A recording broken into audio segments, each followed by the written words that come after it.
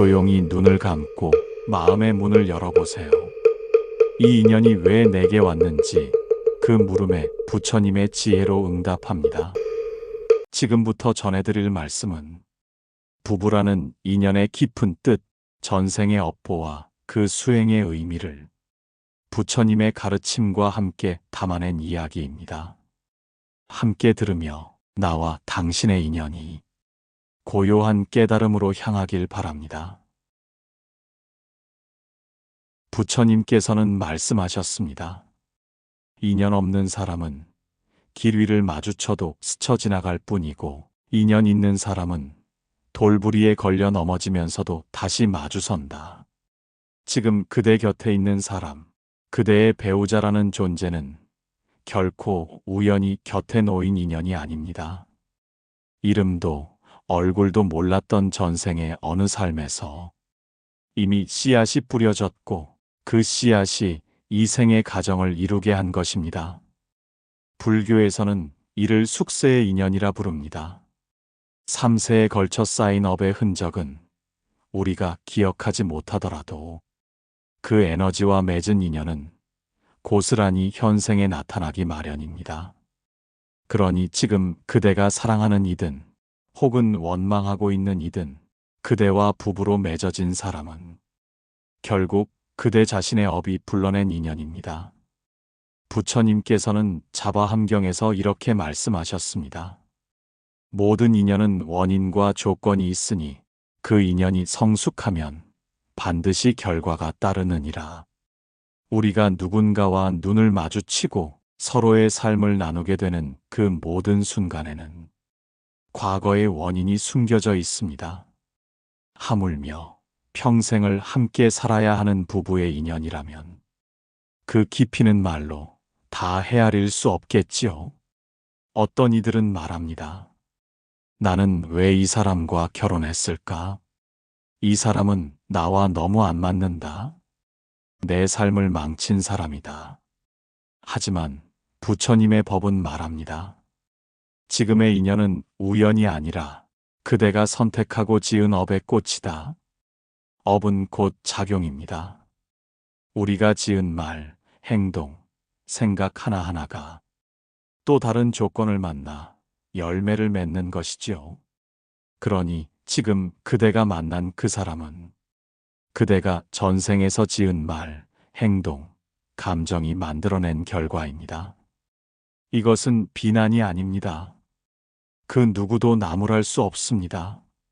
왜냐하면 우리는 모두 무명 속에서 살았고, 그 무명이 때로는 사랑을, 때로는 집착을 만들어 그대로 업이 되어 다음 생에 다시 만난 것이기 때문입니다.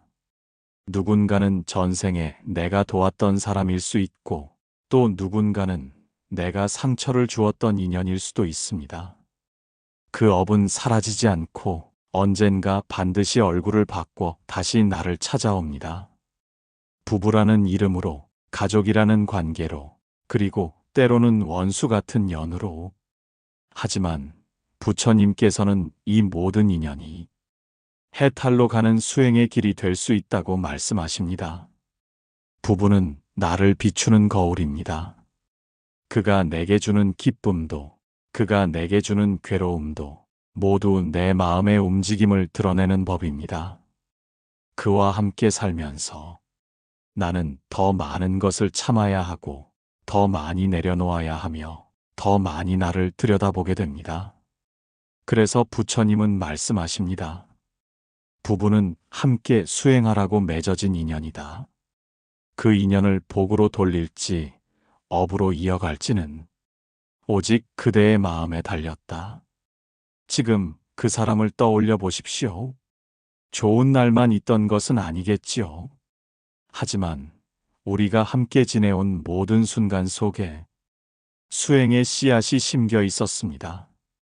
미움 속에서도 자비를 배우고, 갈등 속에서도 이해를 익히며, 기쁨 속에서도 감사의 마음을 놓지 않았다면 그 인연은 이미 복으로 전환되었을 것입니다.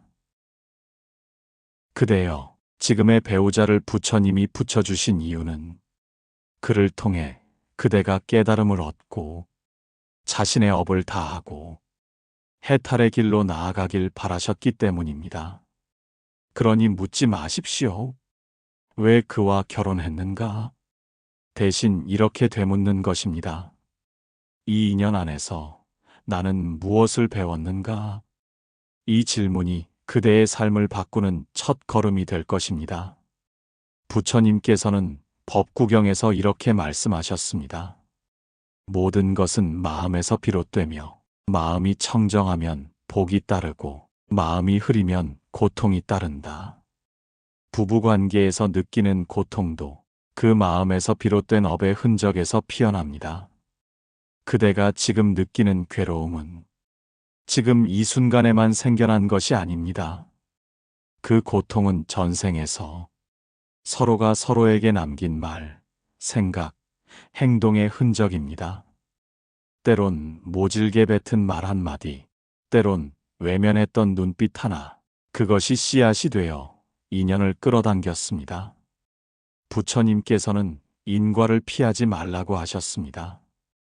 고통은 갑자기 오는 것이 아니고 복도 하루아침에 쏟아지는 것이 아닙니다. 지금 그대의 배우자가 그대에게 상처를 주고 있다면 그도 또한 자신의 업을 감당하고 있는 중입니다. 그리고 그 상처를 바라보는 그대 역시 과거에 지은 업의 결과를 보고 있는 것입니다. 이 사실을 받아들인다는 것은 누구의 잘못을 묻는 것이 아닙니다. 탓하지도 말고 미워하지도 말라는 것입니다. 단지 왜 이 일이 내게 왔는가라는 질문 앞에 그것이 나의 업이었기 때문입니다 하고 부처님 앞에 고개를 조아리는 것입니다. 지금의 고통은 그대를 깨어나게 하려는 신호일 수 있습니다. 진실로 사랑했던 사람이 어느 순간 나를 힘들게 하는 존재가 되었을 때 그것은 그대를 업의 무게에서 벗어나게 하려는 부처님의 자비로운 방편입니다. 고통을 피하면 다시 돌아옵니다. 그러나 고통을 직면하고 이해하면 그 자리에서 녹아내립니다. 부처님께서는 이렇게도 말씀하셨습니다.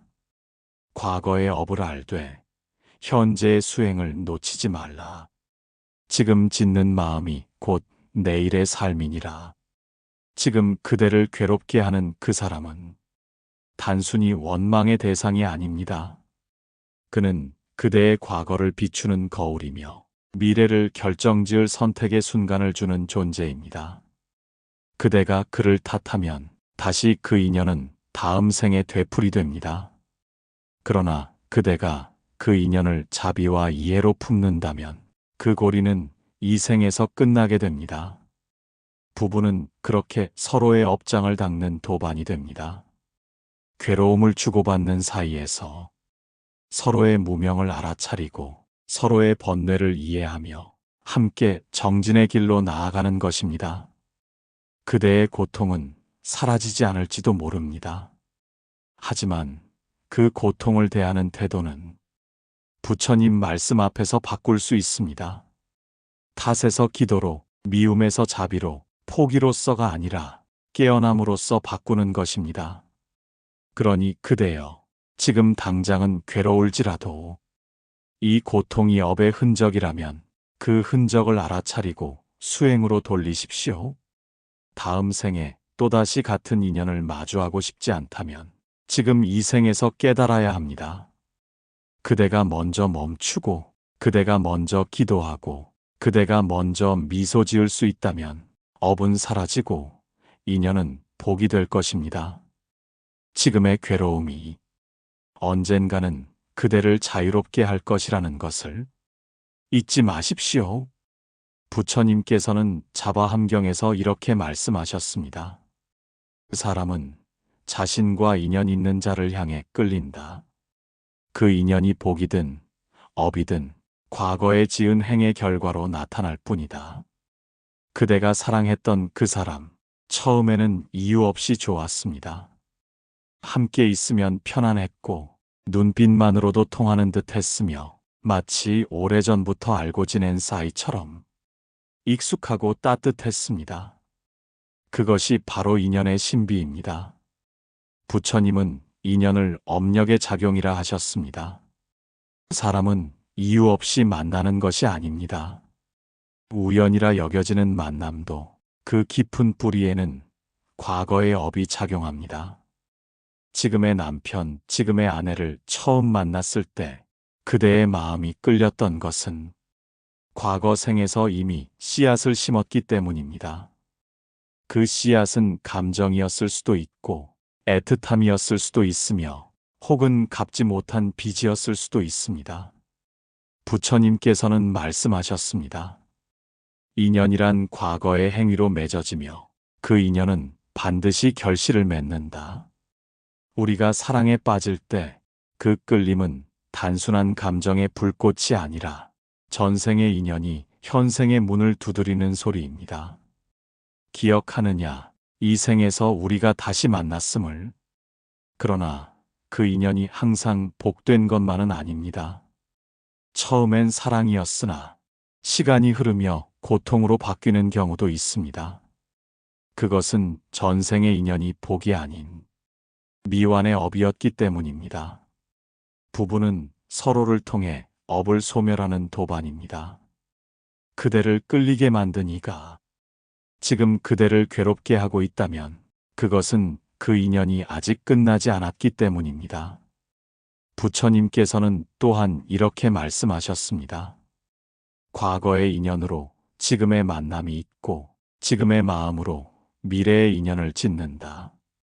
그대를 끌리게 만든 그 사람은 그대가 사랑을 통해 과거를 정리하고 자비를 통해 미래를 여는 문입니다. 그 끌림이 욕심에서 비롯되었는지 자비에서 비롯되었는지에 따라 그 인연은 업이 되거나 복이 됩니다. 처음에는 그대도 몰랐을 것입니다. 왜 그 사람에게 그렇게 끌렸는지. 하지만 부처님 말씀을 따라 내면을 비추다 보면 그 끌림의 뿌리에 업이 있었음을 알게 됩니다.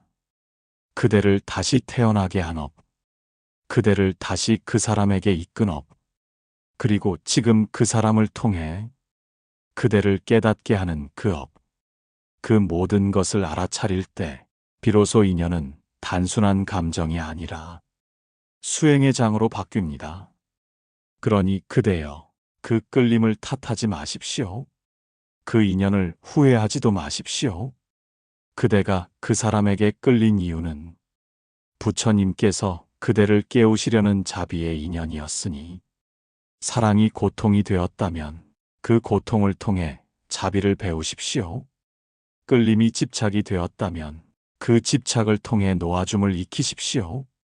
그렇게 그 인연을 수행으로 전환할 수 있다면 그 끌림은 해탈의 문으로 변할 것입니다. 어째서 우리는 사랑이라는 이름 아래 비슷한 다툼을 반복하고 상처를 치유하지 못한 채 다시 또 같은 골짜기를 헤매게 되는 걸까요? 부처님께서는 법구경에서 이리 말씀하셨습니다. 마음이 짓는 업은 그대를 1000번도 넘게 같은 길로 이끈다. 사람은 자신이 지은 업에 따라 반복되는 인연을 겪습니다. 이 생에서 만난 부부의 갈등이 단지 지금의 성격 차이에서 오는 것이 아니라 전생의 감정과 미완의 고통이 남아 해결되지 않은 채 다시 이어지는 경우가 많습니다. 그러니 어떤 이들은 말합니다. 왜 나는 늘 이런 사람을 만날까? 왜 나의 부부관계는 반복해서 힘들기만 할까? 그 해답은 부처님의 가르침 속에 있습니다. 인연은 단절되지 않습니다. 그대가 깨닫지 못한 인연은 다시 돌아오고 그대가 풀지 못한 매듭은 다시 그대 앞에 놓입니다. 우리는 비슷한 사람에게 끌리고 비슷한 상황에서 상처받고 비슷한 감정을 반복합니다. 그것은 우연이 아닙니다. 그것은 업력의 흐름입니다. 구사론에는 이렇게 쓰여 있습니다. 업은 흐름이요. 그 흐름은 깨닫기 전까지 계속되나니 지금 그대의 부부 관계가 힘겹다면 그 고통은 그대에게 무언가를 깨우치게 하려는 부처님의 뜻일 수 있습니다.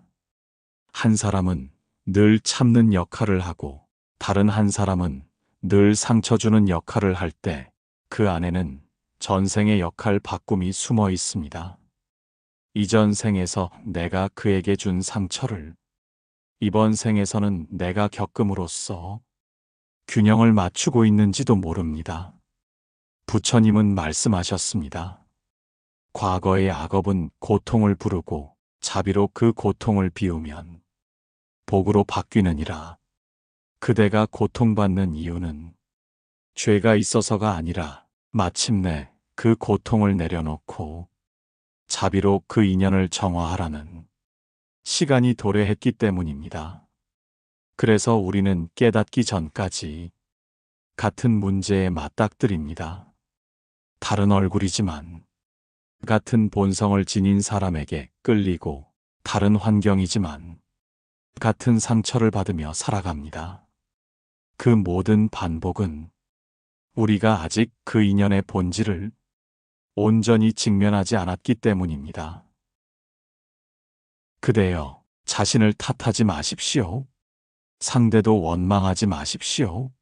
모든 인연의 고리는 깨달음을 향한 부처님의 배려이니 고통을 알아차리면 그 순간부터는 반복이 멈춥니다. 왜냐하면 그 고통은 그대가 성장할 때까지 멈추지 않기 때문입니다. 그러니 오늘 이 말씀을 마음에 새기시기 바랍니다. 같은 고통은 같은 업에서 오고 다른 자비는 새로운 복으로 이어진다. 인연의 무게가 그대를 짓누를지라도 그 안에 감춰진 의미를 본다면 그 무게는 이윽고 지혜가 될 것입니다. 그 인연이 왜 고통이 되었는가? 사랑은 기쁨이 되어야 합니다. 그런데 왜 우리는 가장 가까운 사람에게 가장 깊은 상처를 주고받는 걸까요? 부처님께서는 숫다니빠따에서 말씀하셨습니다. 가장 가까운 이는 가장 먼 업에서 온 인연일 수 있다. 이 말은 때때로 깊은 사랑이 깊은 업보를 감싸고 있다는 뜻입니다. 우리가 누군가에게 끌리는 감정, 그것은 단지 지금의 인연이 아닙니다. 전생에 맺었던 애틋함, 풀지 못한 원망, 다시 찾은 연민, 이 모든 감정의 결이 현재의 만남에 실려 있습니다. 그리고 그 감정은 기쁨으로만 나타나는 것이 아니라 때로는 고통과 눈물로 드러납니다. 한 부부가 있었습니다. 늘 서로에게 상처를 주고받으며도 쉽게 헤어지지 못했습니다. 헤어지려 해도 미련이 남고 함께 있어도 괴로움이 깊었습니다. 그 고통의 실마리를 한 스님께서 이렇게 설명하셨습니다. 그대들의 인연은 오래된 업보이니 사랑으로 맺어진 것이 아니라 미완의 감정으로 다시 태어난 것이요. 이 생에 서로를 통해 그 업을 마무리하려 부처님께서 다시 만나게 하신 것이요. 이처럼 부처님께서는 인연을 주시는 동시에 그 인연을 통해 업을 소멸할 기회도 함께 주십니다. 그래서 어떤 부부는 사랑하지만 멀어지고 또 어떤 부부는 미워하지만 끝내 함께 갑니다. 이 모든 관계의 본질은 복이 아닌 업의 흔적에서 비롯된 것입니다. 자타카에는 이런 구절이 나옵니다. 원한은 원한으로 끊어지지 않는다. 자비로만이 끊어진다. 만약 그대의 부부관계가 이유 없이 괴롭고 계속되는 충돌 속에 있다면 그 인연은 지금 자비를 기다리고 있는 것입니다. 무조건 용서하라는 말이 아닙니다. 억지로 받아들이라는 말도 아닙니다. 단지 지금 그 고통이 왜 생겼는지를 바라보는 눈을 가져보라는 것입니다. 인연은 우연히 고통이 되지 않습니다. 그대가 잊은 전생의 어떤 장면, 그대가 갚지 못한 정서의 빚, 그 모든 것이 지금의 삶을 통해 다시 드러나는 것입니다. 이제 질문을 바꿔야 합니다. 왜 나에게 이런 사람이 왔는가? 가 아니라 나는 이 사람을 통해 무엇을 배워야 하는가? 라고 부처님께서는 말씀하셨습니다. 업을 깨닫는 자는 인연을 넘고 업을 외면하는 자는 인연에 눌린다. 지금 그대의 관계가 고통스럽고 반복적이고 버겁다면 그 인연은 아직 끝나지 않은 깨달음의 여정입니다. 그대여, 고통에 머무르지 마십시오. 그대가 지금 겪는 이 아픔은 단지 끝이 아닌 새로운 자비의 시작입니다. 사랑은 완전한 사람끼리 하는 것이 아니라 서로의 업을 감싸 안을 수 있는 용기를 가진 자들의 선택입니다. 어느 순간 우리는 이렇게 묻습니다. 왜 이 사람과 부부가 되었을까? 이 질문은 때때로 원망이 담기고 어떤 날엔 깊은 한숨이 실리기도 합니다. 그러나 이 질문을 부처님 앞에 올려보면 전혀 다른 깨달음으로 되돌아옵니다. 법구경에는 이런 구절이 있습니다. 그대가 지금 만난 이는 과거에 그대가 놓치거나 망각한 이다. 그 인연을 완성하라. 완성되지 못한 인연이 이 생의 부부라는 이름으로 다시 나타난 것입니다. 때론 깊은 애착이었고, 때론 풀지 못한 분노였으며, 어쩌면 함께 울지 못했던 한 사람과의 약속이었을지도 모릅니다. 이러한 어변을 우리는 지금의 배우자에게 투사하며 살아갑니다. 지금 그대가 겪고 있는 고된 관계, 끊임없는 갈등과 반복된 다툼은 사실 업장의 그림자입니다. 그림자는 실체가 없지만 빛을 등지면 언제든 짙어집니다. 그대가 배우자에게 품은 미움은 지금 그 사람을 향한 것이 아니라 전생에서 미처 덜어내지 못한 마음의 찌꺼기일 수 있습니다. 그렇다면 어떻게 이 인연을 공부할 수 있을까요? 첫째, 상대를 거울처럼 바라보십시오. 유마경에서는 타인을 탓하지 말고 스스로의 마음을 바로 보라 고 하셨습니다. 배우자의 말, 행동, 성격은 나의 업이 만들어낸 결과일 수 있습니다. 함께한 시간만큼 서로의 업은 맞물려 변형되고 되풀이됩니다. 둘째, 감정을 수행의 기회로 삼으십시오. 화를 낸다는 것은 내 안에 쌓인 업이 밖으로 튀어나오는 순간입니다. 그러나 부처님께서는 화는 돌이킬 수 없고 자비는 다시 돌아온다 고 하셨습니다. 배우자에게 느끼는 감정은 수행의 재료입니다. 기쁨도 분노도 외로움도 모두가 마음을 알아차리는 수행이 될 수 있습니다. 셋째, 멈춰서 바라보십시오. 급히 판단하지 말고 상대의 말과 침묵에 담긴 마음을 조용히 들어보십시오. 대화가 아니라 침묵 속에서도 업은 드러납니다. 그리고 그 침묵을 마주하는 순간 그대는 업이 아닌 사람 자체를 바라보게 될 것입니다. 부처님께서는 말씀하셨습니다. 모든 인연은 깨달음을 향한 연습이다. 그렇기에 배우자가 나의 수행처이며 사랑이란 그 수행을 지탱하는 또 다른 이름입니다. 인연의 공부는 결코 완성된 사람이 하는 것이 아닙니다. 모자란 이들이 서로의 부족함을 비추며 조금씩 나아가는 길입니다.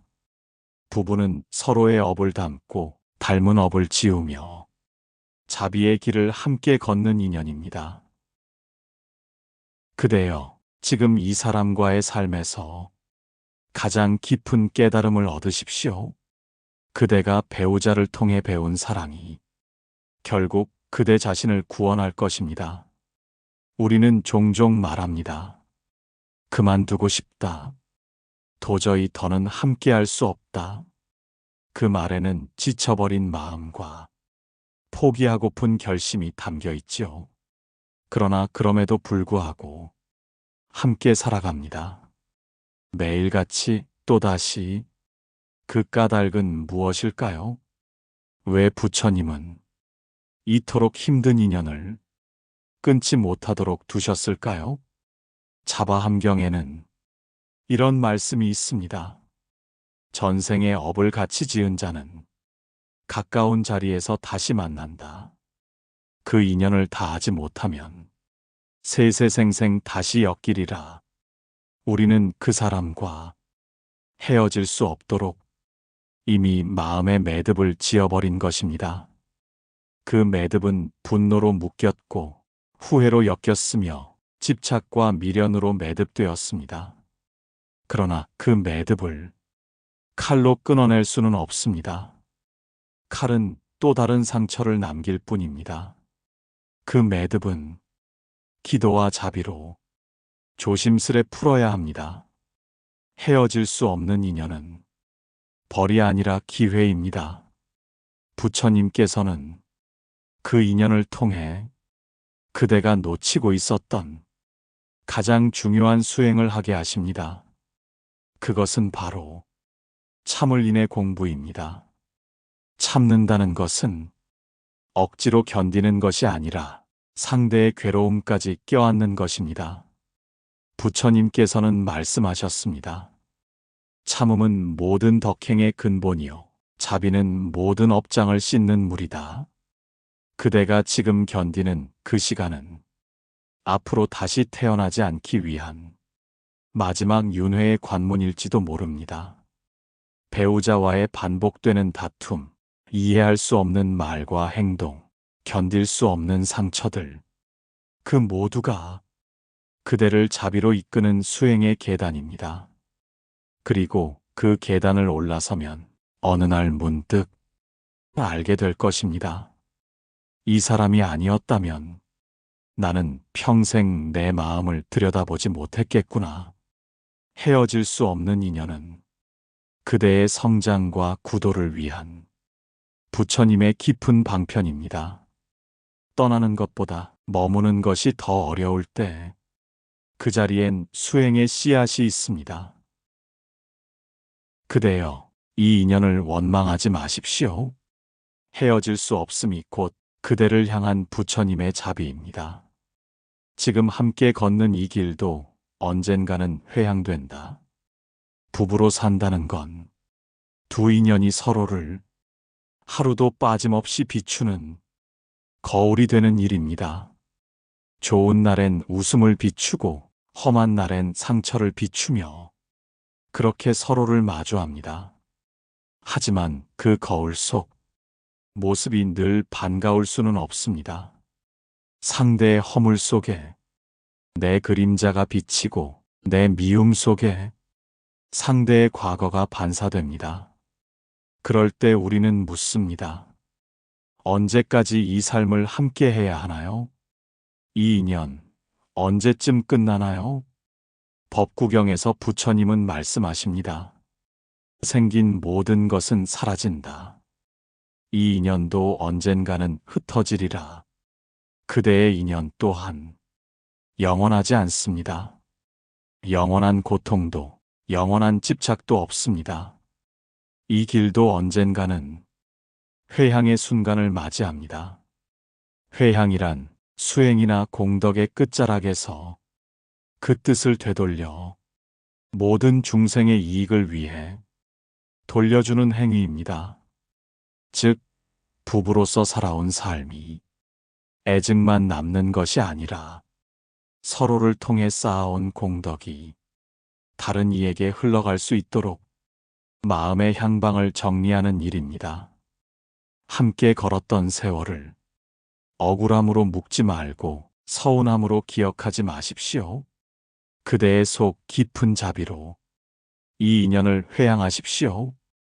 이 사람 덕분에 나의 업이 드러났고 그 덕분에 나는 참회를 배웠으며 전생의 언약이었고 이번 생의 마지막 기회일 수도 있습니다.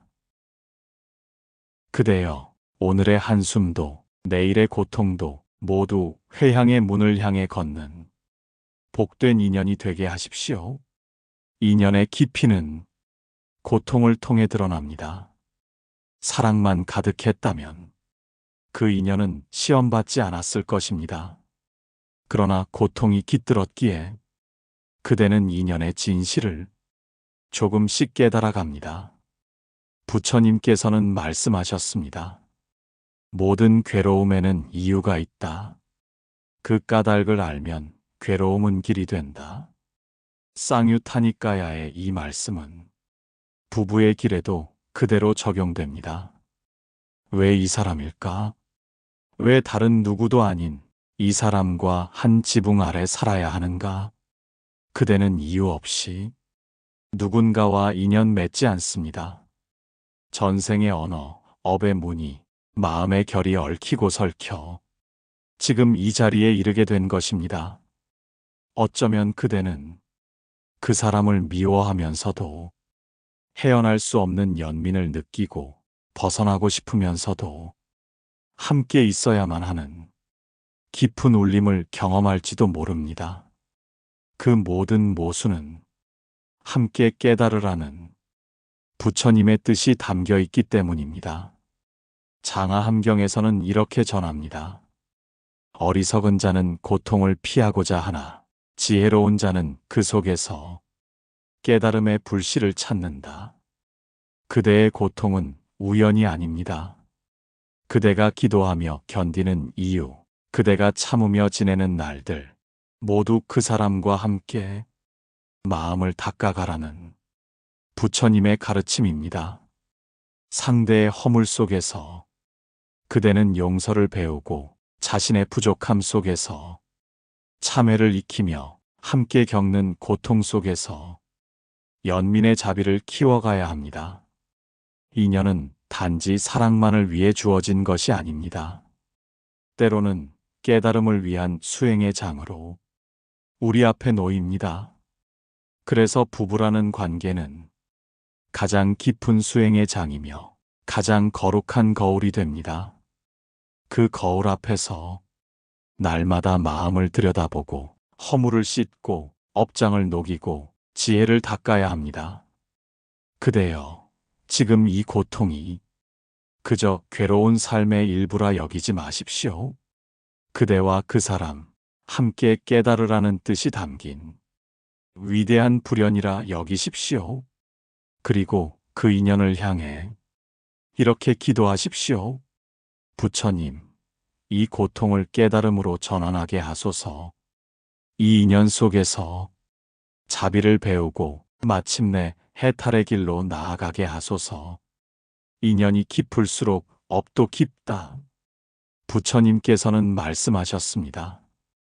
인연이란 물처럼 흘러가되 업은 그림자처럼 따르느니라. 이 말씀은 우리가 맺은 관계의 본질을 깊이 되새기게 합니다. 부부는 그저 스쳐 지나가는 인연이 아닙니다. 그대가 하루도 빠짐없이 얼굴을 마주하고 기쁨과 슬픔, 다툼과 용서를 함께 나누는 인연. 그것은 업이 가장 짙게 드러나는 관계입니다. 어쩌면 이런 생각이 들 수도 있습니다. 나는 잘하려 했는데 왜 이토록 괴로울까? 하지만 부처님은 우리에게 그 고통의 뿌리를 전생의 업에서 찾으라 하셨습니다. 법구경에는 다음과 같은 구절이 나옵니다. 전생에 지은 업은 오늘의 인연을 부르고 오늘의 인연은 내일의 업을 짓는다. 그대가 지금 함께하는 그 사람, 그대가 괴롭다고 느끼는 그 관계는 단지 지금의 문제만이 아닙니다. 전생의 어느 한 시점에서 그대가 짓고 받지 못했던 업이 지금 이 삶에서 결실을 맺고 있는 것입니다. 부부 사이의 갈등은 서로의 업이 부딪히는 과정입니다. 그 충돌을 통해 그대는 무엇을 배워야 할지를 깨닫습니다. 인연이 깊을수록 업도 깊고 업이 깊을수록 깨달아야 할 과제도 큽니다.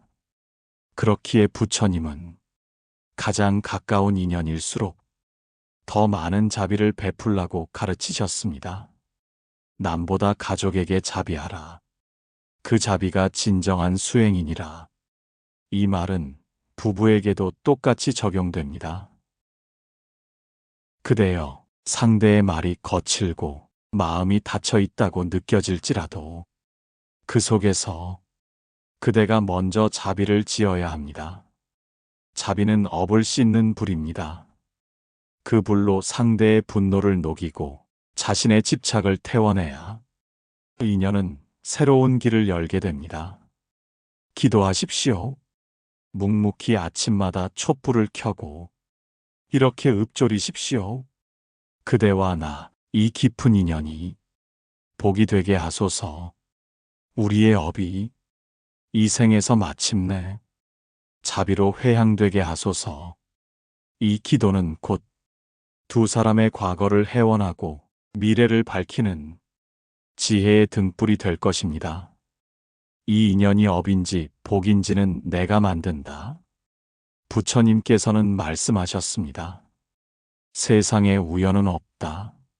모든 인연은 원인이 있고 그 열매는 스스로 만든다. 그대가 지금 함께 살아가는 사람, 그 사람은 단지 운명이라는 이름으로 정해진 존재가 아닙니다. 그대가 지은 업의 결과이며 그대가 지금 다시 새롭게 짓고 있는 인연의 과정입니다. 많은 이들이 말합니다. 왜 하필 그 사람이었을까? 왜 저 사람과 평생을 살아야 하지? 하지만 부처님은 그 질문을 바꾸라 하십니다. 내가 이 인연을 어떻게 바라볼 것인가? 이 인연을 복으로 바꿀 수는 없을까? 이 질문이 업을 바꾸는 첫 걸음입니다. 자바함경에서는 이렇게 말합니다. 업은 흘러가는 물과 같아서 마음을 어떻게 쓰느냐에 따라 그 흐름이 달라진다. 부부 사이도 마찬가지입니다. 처음에는 사랑이었으나 이내 미움으로 바뀌고 미움이 업이 되어 다시 고통으로 되돌아옵니다. 하지만 그대의 마음씀 하나로 이 인연은 다시 복이 될 수 있습니다. 상대가 무심하게 대할 때 그대가 따뜻한 눈빛으로 먼저 안아줄 수 있다면, 상대의 말이 거칠 때 그대가 잠시 입을 닫고 들을 수 있다면 그것이 바로 업을 복으로 바꾸는 수행입니다. 그대여, 불교에서는 이를 전환의 지혜라 합니다. 고통을 바라보되 휘둘리지 않고 미움을 느끼되 자비로 품는 것. 결국 부부라는 인연은 그대가 만들어가는 것입니다. 복이 되느냐, 업이 되느냐는 그대의 마음에 달려 있습니다. 이제 아침마다 이 기도를 올리시기 바랍니다. 이 인연이 업으로 머무르지 않고 복으로 피어나게 하소서. 그대와 내가 서로의 거울이 되어 함께 깨어나게 하소서. 이 기도는 단순한 말이 아닙니다. 그대의 업을 복으로 바꾸는 실천의 첫문입니다. 부처님은 우리에게 변화의 가능성을 주셨습니다. 과거는 바꿀 수 없어도 지금 이 순간의 마음은 다음 생을 바꿀 수 있기에 그대가 먼저 바뀌면 인연도 달라진다. 부처님께서는 이렇게 말씀하셨습니다. 타인을 바꾸려 하지 말고 자신을 먼저 닦으라. 자신이 바뀌면 세상이 달리 보이리라.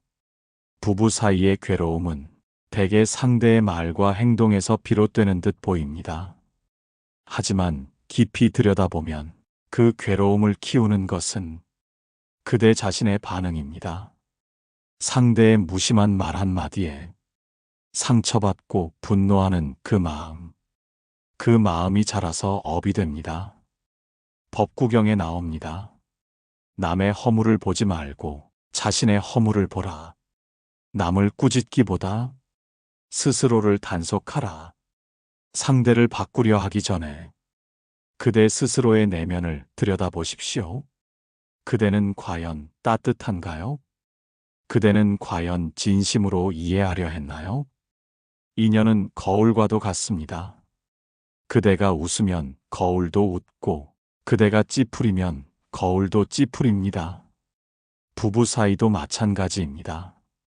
그대가 먼저 자비로 웃으면 상대도 언젠가는 웃음을 지을 것입니다. 자바함경에는 이런 말씀이 있습니다. 어리석은 이는 남을 원망하지만 지혜로운 이는 자신을 돌아본다. 자신을 밝히는 이는 모든 인연을 밝히게 되리라. 지금의 갈등이 깊어질수록 그대를 돌아볼 기회이기도 합니다. 어쩌면 그 갈등은 부처님이 그대에게 주신 자각의 선물일지도 모릅니다. 부부는 거울입니다. 그대가 바뀌면 그대가 흘리는 말이 바뀌고, 그대의 눈빛이 바뀌고, 그대의 온기가 바뀌고, 그 변화는 곧 상대에게도 전해집니다. 이것이 부처님이 가르쳐 주신 자성의 길입니다. 외부를 탓하지 않고 스스로의 마음을 먼저 밝히는 수행입니다. 그대여, 이 인연을 복으로 만들고 싶다면 상대가 변하기를 기다리지 마십시오. 그대가 먼저 바뀌면 인연도 조용히 바뀝니다. 매일 이 기도를 올리십시오. 부디 내 마음이 먼저 밝아져 모든 인연을 맑게 하게 하소서. 내 말이 부드럽고 내 눈빛이 따뜻하며 내 삶이 자비롭기를 원하옵니다. 기도는 외침이 아니라 다짐입니다. 그리고 그 다짐이 곧 인연의 운명을 바꾸는 씨앗이 됩니다. 업장의 고리를 끊는 첫 걸음, 자각이다. 부처님께서는 말씀하셨습니다. 고통의 뿌리를 알고자 한다면 그대 안의 무명을 바라보라. 부부관계 속에서 반복되는 다툼, 상대의 말에 걸려 넘어지고 끝없이 비난과 원망을 주고받는 그 순간, 그 속에는 반드시 자신조차 인식하지 못한 업장의 그림자가 숨어 있습니다. 업장은 단순히 전생의 죄업이 아닙니다. 현생에서 반복된 습관, 무의식 속에 박힌 고집, 상처를 감춘 채 쌓아온 분노, 그 모든 것이 업장의 실체입니다. 수타니파타에는 이러한 말씀이 실려 있습니다. 어리석은 이는 괴로움의 원인을 밖에서 찾고, 지혜로운 이는 괴로움의 뿌리를 자기 안에서 찾는다. 부부 사이의 인연은 단순히 감정의 교환이 아닙니다. 그 인연 속에는 수많은 업의 씨앗들이 살아 움직이고 있습니다. 상대방의 말 한마디에 유독 민감하게 상처받는 이유는 그 말이 아니라 그대 안의 상처가 여전히 아프기 때문입니다. 자각이란 그 아픔을 있는 그대로 마주하는 용기입니다. 그 고통이 어디서 비롯되었는지, 그 고리가 언제 시작되었는지 깊이 성찰하는 순간 업장의 사슬은 처음으로 흔들리기 시작합니다. 부처님은 또한 말씀하셨습니다. 자기를 이기는 자가 진정한 승리자이다. 부부관계에서 이기고 지는 것이 곧잘 다툼의 본질처럼 여겨지지만 진정한 승리는 상대를 이기는 것이 아니라 내 안의 어리석음을 알아차리는 데 있습니다. 그대여, 오늘 하루 잠시 멈추고 자신의 마음을 관찰해 보십시오. 상대의 말보다 그 말에 반응하는 자신의 감정이 더 큰 파동을 일으키지 않습니까? 자각이 시작될 때 그대는 반복되던 싸움의 패턴에서 한 걸음 물러설 수 있습니다. 그리고 그 물러섬은 곧 깨어남의 시작이 됩니다. 법화경은 이렇게 전합니다. 자신을 돌아보는 이에게 업장은 더 이상 머물 수 없다. 이 말씀이 곧 진실입니다. 그대가 깨어나면 업장은 서서히 힘을 잃고 인연의 길은 달라지기 시작합니다. 오늘도 기도하세요. 부처님, 제 안의 어리석음을 알아차리게 하소서. 그 어리석음에 머물지 않고 매 순간 자비와 지혜로 나아가게 하소서. 자각은 괴로움의 끝이 아닙니다. 자각은 괴로움 너머로 향하는 자비의 첫걸음입니다. 말 한마디로 복이 되고 말 한마디로 업이 됩니다. 부처님께서는 말씀하셨습니다. 입으로 지은 업은 칼보다 날카롭고 불보다 뜨겁다. 부부 사이에서 오가는 말, 그것은 단순한 대화가 아닙니다. 그 말 속에 전생의 업이 반영되며 현생의 복이 만들어지고 다음 생의 인연이 결정됩니다. 많은 이들이 이렇게 말합니다. 그 말은 진심이 아니었어요. 순간 화가 나서 그랬어요. 그러나 부처님은 이렇게 경계하십니다. 순간의 말에도 업은 남는다. 진심이 아니어도 그 말은 일파만파로 번진다. 부부 사이에서 말은 칼이 되기도 하고 연꽃이 되기도 합니다. 하루의 시작을 따뜻한 인사 한마디로 열면 집안은 복의 기운으로 감싸이고 하루의 끝을 날카로운 비난으로 닫으면 집안엔 업의 그늘이 드리워집니다. 법구경에는 다음과 같은 말씀이 있습니다. 향기로운 말은 꿀보다 달고 칼 없는 무기보다 강하다. 부부가 서로에게 건네는 말은 기도와도 같습니다. 그 말이 업을 쌓는지 복을 짓는지 오직 자신의 입에서 나옵니다. 그대여, 부부 관계가 힘들다고 느껴질 때 먼저 자신의 말을 돌아보십시오. 당신은 왜 그래? 당신 때문에 이 고생이야. 이런 말들이 반복된다면 그 말 자체가 집안의 공덕을 갉아먹고 있는 것입니다. 대신 이렇게 말해보세요. 당신 덕분에 오늘도 버텼어요. 당신 힘든 거 알아요. 고마워요. 말은 곧 씨앗입니다. 어떤 말을 뿌리느냐에 따라 복의 열매가 열릴지 업의 고통이 자랄지 결정되는 것입니다. 부처님께서는 또한 말씀하셨습니다. 자비의 말은 천상의 문을 열고 분노의 말은 지옥의 문을 연다. 그러므로 그대의 말 한마디가 배우자의 운명을 열기도 하고 막기도 한다는 것을 잊지 마십시오. 기도하세요. 오늘 나의 말이 사랑의 꽃이 되게 하소서. 업의 불씨를 지피지 않게 하시고 복의 바람을 부르게 하소서. 그리고 기억하세요. 가장 복이 되는 말은 상대를 바꾸려는 말이 아니라 내 마음을 비우는 말입니다. 그 말은 업을 녹이는 연꽃의 씨앗입니다. 그 말은 부처님께 닿는 기도의 순결입니다. 그대가 짓는 복은 배우자의 업을 녹입니다. 그대는 종종 이런 생각을 하며 살아가진 않습니까? 나는 이렇게 참고 있는데 왜 저 사람은 변하지 않는 걸까? 나만 너무 손해보는 건 아닐까? 그러나 부처님께서는 말씀하십니다. 참음은 복의 문이고 용서는 업을 녹이는 불이다. 그대가 짓는 복은 배우자의 어두운 업까지 밝히는 등불이 됩니다. 인연이란 결코 한 사람만의 힘으로 만들어지지 않습니다. 전생에서 얽힌 업과 지금 이 순간의 선택이 만나 현재의 모습으로 피어나는 것입니다.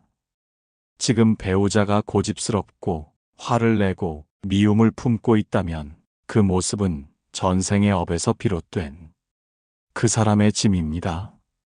그리고 그대는 그 짐을 함께 지기로 서원하고 이 생에 함께 온 것입니다.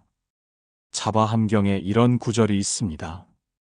어떤 이는 남의 업을 대신 지고 그 무게를 함께 이고 간다. 그 수행은 가장 위대한 공덕이 되나니 그대가 참는 만큼, 그대가 자비의 눈으로 바라보는 만큼 그대의 공덕은 자라고 그대의 기도는 힘을 얻게 됩니다. 그리고 언젠가 그대가 쌓은 그 복은 배우자의 업장을 녹이는 물이 됩니다. 그대는 말없이 기도합니다. 이 인연이 더 이상 상처의 고리가 되지 않게 하소서. 내가 지은 복으로 당신의 아픔이 녹게 하소서. 복은 반드시 그대를 중심으로 퍼져나갑니다. 그대의 자비는 가정을 밝히고 그대의 침묵은 지혜가 되며 그대의 기도는 천상의 문을 엽니다. 부처님께서는 또한 이렇게 이르셨습니다. 그대가 먼저 깨달으면 온 집안이 복을 입는다. 그러니 그대여, 지금껏 나만 힘들다고 여겼다면 이제는 바라보는 시선을 바꾸십시오. 지금 이 수행은 두 사람만의 것이 아닙니다. 이 업장을 함께 지고 간다는 것은 곧 큰 깨달음으로 가는 길이며 그 복은 언젠가 자식에게, 손자에게, 그대의 다음 생에도 이어질 것입니다. 기도하십시오. 이 업장조차 나의 복으로 바뀌게 하소서. 이 인연조차 해탈의 길이 되게 하소서. 그대의 기도는 헛되지 않으며 그 사랑은 곧 수행이고 그 수행은 곧 열반입니다. 그 인연이 괴로운 이유, 아직 배움이 남았기 때문입니다. 그대는 왜 이 인연이 그토록 괴롭고 버겁게 느껴지는지 스스로에게 물어본 적이 있습니까? 왜 이 사람과는 끝없는 다툼, 이해받지 못함, 감정의 벽만이 남는지 도무지 이유를 모르겠다고 한숨 짓지는 않았습니까? 부처님께서는 말씀하십니다. 괴로움이 머무는 곳엔 반드시 배움이 있다. 배우지 않으면 떠나지 않고 깨닫지 않으면 되풀이 되느니라. 그대가 지금 겪고 있는 고통은 단지 상대의 잘못 때문만은 아닙니다. 그 괴로움은 그대의 마음 안에 여전히 남아있는 미움, 집착, 교만, 의존의 업이 불씨처럼 작용하고 있기 때문입니다. 그대는 배우자에게 이해받고 싶고 사랑받고 싶고 함께 성장하고 싶었지만 그 기대가 크면 클수록 상대가 보이지 않는 이유는 그대 안의 욕망이 너무 앞서 있기 때문입니다. 유마경에서 부처님께서는 이렇게 말씀하십니다. 남의 허물을 보기보다 자신의 욕심을 보아야 한다. 가장 큰 싸움은 타인이 아닌 자신의 마음과의 전쟁이다. 그렇기에 이 인연이 괴롭다면 그 속엔 반드시 그대가 배워야 할 것이 있습니다. 용서의 연습, 말을 아끼는 지혜, 기다림 속의 자비, 불완전함을 품는 평온. 이것이 지금 이 인연이 그대에게 주는 가장 위대한 깨달음의 선물입니다. 괴로움이 머문다는 건 그곳에 진실한 수행의 기회가 있다는 뜻입니다. 진흙탕 속에서만 연꽃은 피어나듯 혼탁한 인연 속에서도 지혜는 자랍니다. 그러니 그대여, 왜 내게 이런 인연이 왔을까가 아니라 이 인연은 내게 무엇을 가르치고 있는가를 묻기 바랍니다. 부처님께 귀의하고 그대의 삶을 되돌아보십시오. 배우자의 말투 하나, 침묵 하나에도 업의 흔적과 배움의 메시지가 담겨 있습니다. 그 모든 것은 그대의 해탈을 위한 연습입니다. 괴로움을 원망하지 마십시오. 그 괴로움이 바로 그대를 진리의 길로 이끄는 부처님의 지혜로운 방편일 수 있습니다. 그대는 오늘도 다짐합니다. 이 인연이 내게 고통을 주었으되 나는 그 고통 속에서 지혜를 피워 올리겠습니다. 괴로움은 사라지지 않지만 그대의 마음이 달라질 때 그 괴로움은 더 이상 그대를 무너뜨리는 무기가 되지 않고 그대를 일으키는 연단이 됩니다. 지금 바로 이 순간 괴로움을 껴안고도 웃을 수 있는 그대라면 이미 반쯤은 깨달은 수행자입니다. 부처님은 왜 그를 그대 곁에 붙여주셨을까? 그대는 가끔 이런 생각을 하지요. 왜 하필이면 저 사람이 내 남편인가? 왜 하필 저 여인이 내 아내인가? 세상엔 수많은 인연이 있었을 텐데 부처님은 어찌하여 이 사람을 내 곁에 두셨을까? 이 질문의 뿌리는 바로 업의 진리에 닿아 있습니다. 자바함경에 이르길 만나는 인연마다 전생의 인이 있고 함께 사는 인연은 반드시 깊은 연이 있다. 그대가 지금 곁에 두고 있는 이 사람, 좋든 싫든 편하든 괴롭든 그 인연은 우연이 아닌 인과의 필연입니다. 그대가 전에 지은 인들이 지금의 결과로 나타난 것입니다. 과거에 베풀었던 자비 혹은 저질렀던 무명과 분노, 그 모든 것이 이 인연을 불러온 씨앗입니다.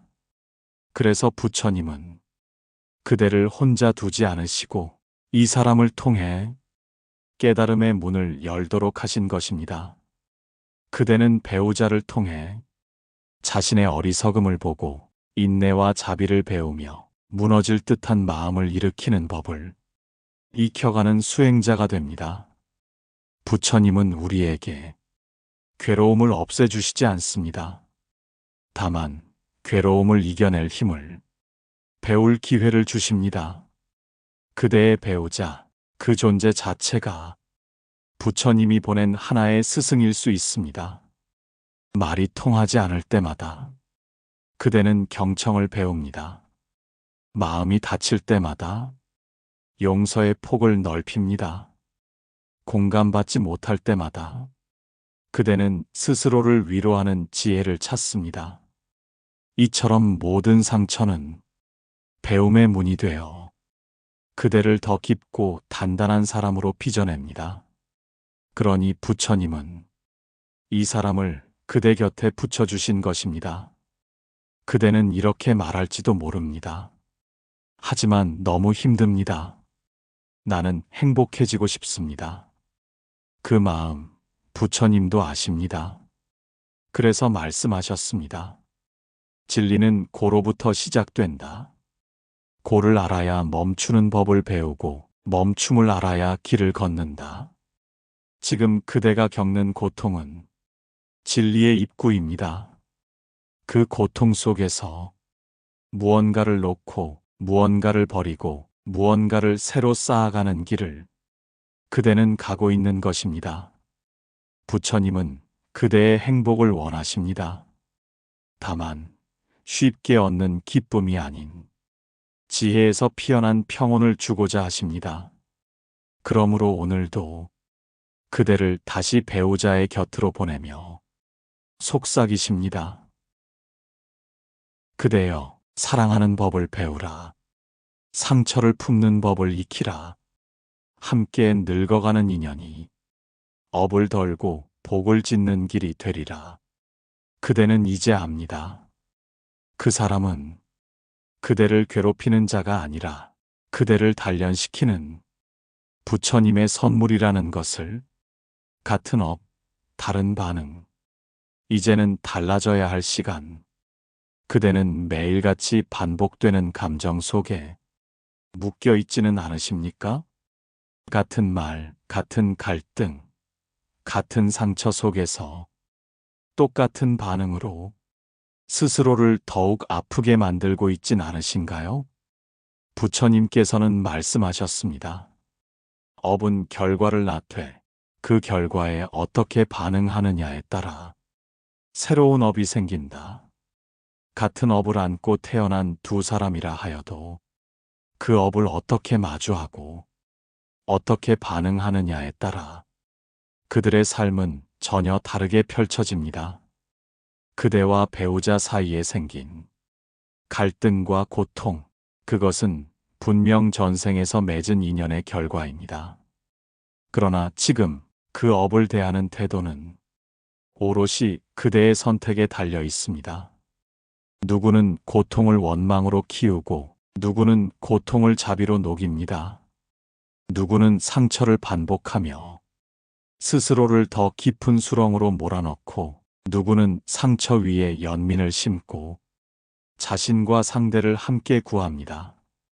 같은 상황, 같은 업의 결과이지만 마음의 자세가 달라지면 새로운 복이 피어나게 됩니다. 이제는 반응을 달리해야 할 시간입니다. 지금까지 그대를 괴롭힌 상대의 말과 행동, 그 모든 것을 그대 마침내는 상처조차 연민의 눈으로 바라보게 됩니다. 이 모든 변화는 누구의 탓도 아닌 그대가 만들어낸 새로운 업의 시작입니다. 부처님께서는 또 말씀하셨습니다. 스스로를 이기는 자, 그가 진정한 승자다. 상대를 이기려 하지 말고 과거의 반응을 이기십시오. 그것이 진짜 수행입니다. 오늘 그대가 잠시 멈춰 숨을 고르고 마음을 가다듬는 이 순간이 전생의 업을 끊고 새로운 복을 짓는 첫걸음이 됩니다. 자비는 곧 힘입니다. 침묵은 지혜입니다. 부드러움은 약함이 아니라 가장 강한 변화의 시작입니다. 그러니 이제는 같은 업, 다른 반응으로 그대의 삶을 바꾸어 보십시오. 부처님은 그대를 응원하십니다. 그리고 속삭이십니다. 그대여, 반응을 바꾸면 업이 사라지고 복이 열린다. 그대를 가장 아프게 한 사람이 결국은 그대를 가장 깊이 깨우는 사람일지도 모릅니다. 부처님께서는 말씀하셨습니다. 삶의 모든 만남은 업의 이끌림이며 깨달음의 인연이다. 그대는 왜 그 사람과 부부의 연을 맺게 되었을까요? 왜 다른 누군가가 아닌 그 사람이 그대의 인생에 깊이 들어와 머물고 있는 것일까요? 우리는 종종 이렇게 말합니다. 왜 하필 이 사람인가요? 왜 내 곁에는 늘 이토록 힘든 인연이 따르는 걸까요? 하지만 부처님께서는 그 질문을 이렇게 바꾸라고 하십니다. 그 사람을 통해 그대는 무엇을 배우고 있느냐? 그 인연이 그대의 마음을 어떻게 비추고 있느냐? 어쩌면 그 사람은 그대가 그토록 붙들고 있는 집착을 비추기 위한 거울일지 모릅니다. 어쩌면 그 사람은 그대 안의 두려움, 분노, 용서하지 못하는 마음을 드러내게 해주는 스승일지도 모릅니다. 자바함경에는 이런 말씀이 전해집니다. 모든 인연은 스스로의 마음을 비추는 거울이니 상대를 탓하지 말고 자신의 마음을 들여다보라. 그대는 그 사람을 통해 얼마나 많은 상처를 마주했습니까?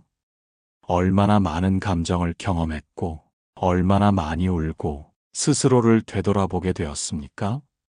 그 모든 고통이 없었다면 그대는 지금처럼 부처님의 말씀 앞에 이토록 간절하게 서지 않았을지도 모릅니다. 고통은 때로 가장 강력한 법문이 됩니다. 그리고 누군가는 그 고통을 전하는 수행자로 그대 앞에 서 있을 뿐입니다. 그 사람은 그대가 업을 녹이고 자비를 배우며 마음을 정화할 수 있도록 부처님이 붙여주신 거울이자 시험입니다. 물론 그것이 그의 잘못을 정당화한다는 뜻은 아닙니다.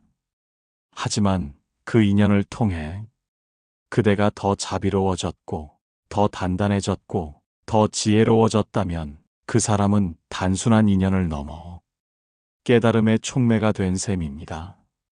우리는 누구나 자신에게 유리한 인연만을 복이라 여기고 싶어 합니다. 그러나 부처님은 말씀하십니다. 복은 고요한 기쁨 속에만 있는 것이 아니라 거센 바람 속에서도 피어날 수 있다. 그대의 배우자, 그 존재가 거센 바람이 되어 그대의 뿌리를 더 깊게 내려주었고 그대의 마음을 더 넓게 확장시켜 주었다면 그대는 지금 복을 짓고 있는 중입니다. 그러니 이제는 묻지 마십시오. 왜 이 사람인가요? 그 대신 이렇게 속삭이십시오. 어쩌면 그는 내가 이 생에서 자비를 배우고 참된 수행자가 되기 위해 부처님이 보내주신 존재일지 모른다.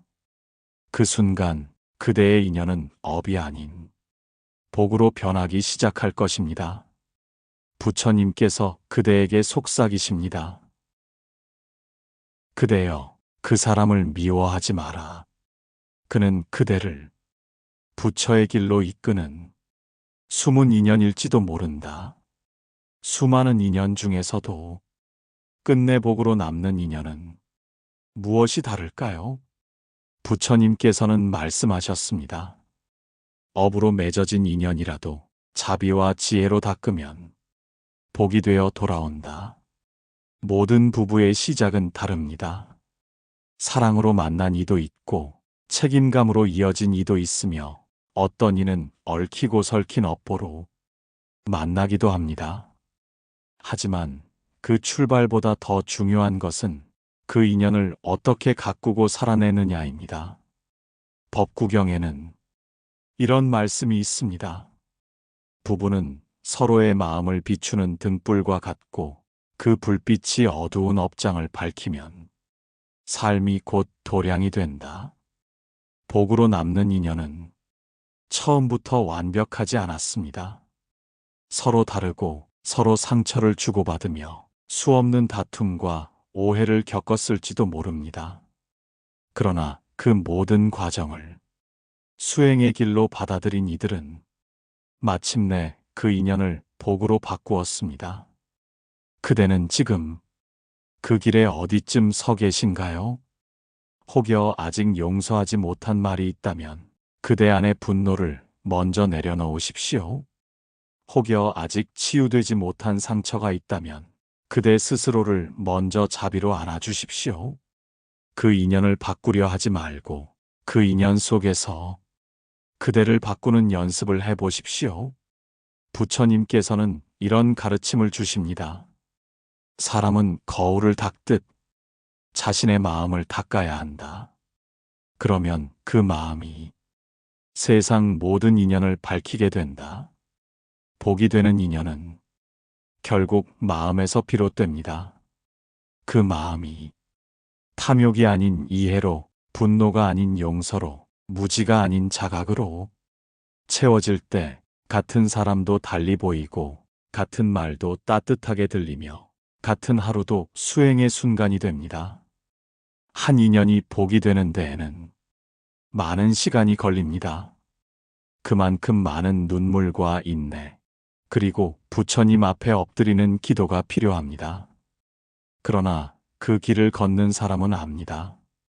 그 모든 시간이 헛되지 않았음을, 그 인연이 업이 아니라 결국 복이었음을 부처님께서는 그런 마음을 지닌 이를 진실한 수행자라 하셨습니다. 그대는 지금 그 진실한 수행자의 길을 걷고 있는 것입니다. 마지막으로 부처님의 가르침을 전합니다. 그대여, 인연을 탓하지 말고 그대의 마음을 닦아라. 그렇게 닦인 마음에는 어떤 인연도 복이 되어 머문다. 그대의 오늘이 복의 씨앗이 되고 그대의 인연이 마침내 꽃 피우기를 진심으로 발언드립니다. 그대는 이미 복된 길 위에 서 있습니다. 여기까지 들어주셔서 진심으로 고맙습니다.